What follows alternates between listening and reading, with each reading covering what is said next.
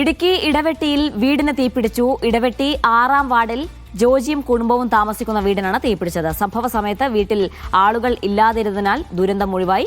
Short സർക്യൂട്ടാണ് അപകട കാരണമെന്നാണ് പ്രാഥമിക നിഗമനം.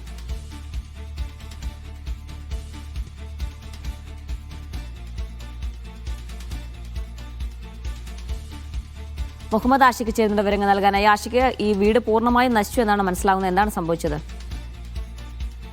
ജിന, ഇന്ന് രാവിലെയാണ് ഈ തീപിടുത്തം ഉണ്ടായത്. ഇടുക്കി ഇടവെട്ടി പഞ്ചായത്തിലെ 6-ാം വാർഡിൽ ജോജി എന്നയാളും കുടുംബവും താമസിക്കുന്ന വീടിനാണ് തീപിടിച്ചത്. ഈ സംഭവ സമയത്ത് ജോജിയും കുടുംബവും സ്ഥലത്തുണ്ടായിരുന്നില്ല.